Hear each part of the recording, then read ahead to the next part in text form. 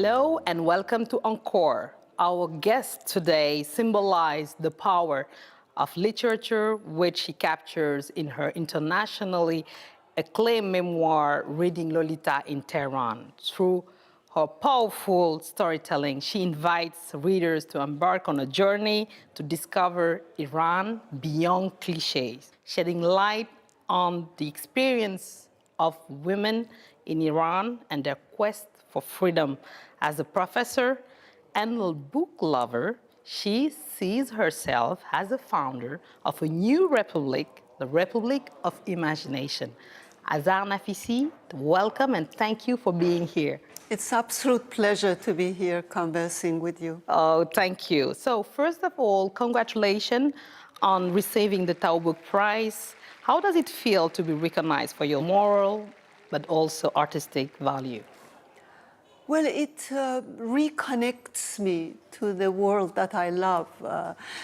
You come to a literary festival like this one, and you see democracy in action. Nobody asks you, whom did you vote for? What political party do you belong to? It is based on passion.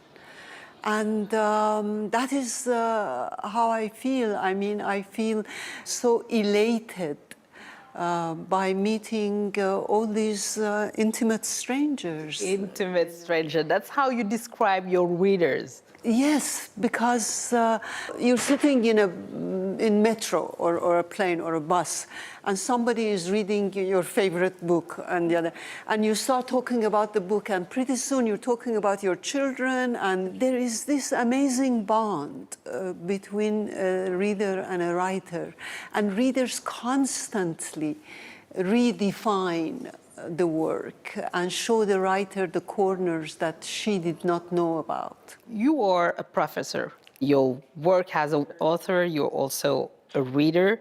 What do you think of your fellow prize laureates? I mean, Joyce Carol Oates and Annie Ernaux, who won also the Tao Book Prize. You know, those two grand ladies, they are a writer's writer. Their passion is the act of writing. They don't bring anything else into it, which makes it so powerful. But reading them makes me celebrate imagination again.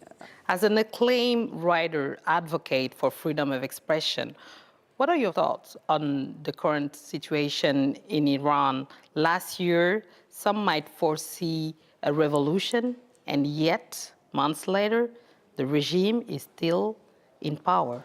It's going to take a while. This regime has been ruling through violence for 43 years, and it's not going to give up that easy.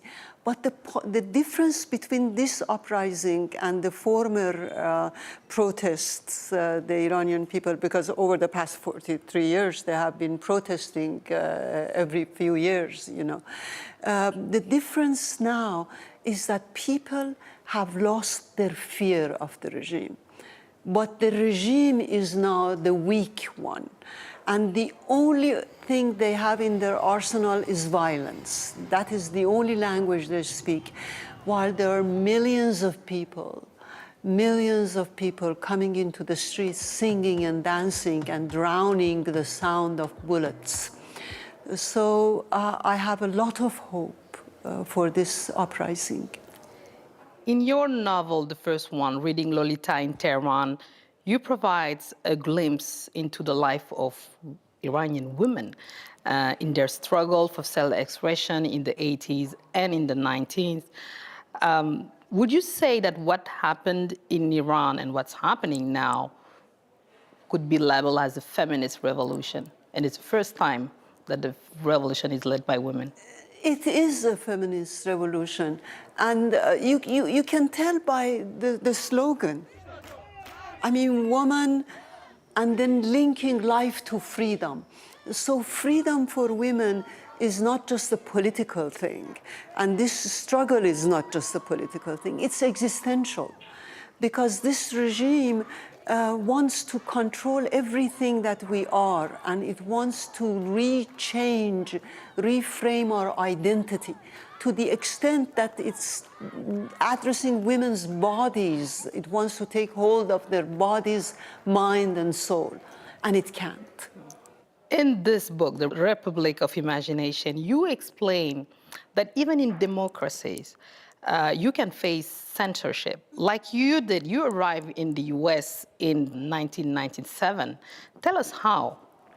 From the moment I came, I have been writing and talking about the fact that totalitarian mindsets could exist anywhere. And it's not just Iran, because a lot of people would tell me, oh, but it's there. It can't happen here. And I would tell them, when you say it can't happen here, chances are it's already happening. Right now you have Donald Trump as the best example of a totalitarian mindset based on lies. That is how they thrive. I just wanted to add a small thing. At the end of reading Lolita, the last chapter, I bring a quotation from Saul Bellow. He says, those who survived the ordeal of Holocaust, how will they survive the ordeal of freedom? Because freedom is an ordeal. It needs to be nurtured every day, and we have become too soft and too comfortable in the United States. So you make a link between your political activism and your love for literature, stating that we should ask ourselves, what are we all ready to sacrifice in order to keep our access to culture? It is amazing. It keeps being repeated throughout history, where we are not aware of the importance of culture until you miss it. I mean, right now in the United States, we're having censorship, we're having books banned, we even have books burned. And this is a democracy.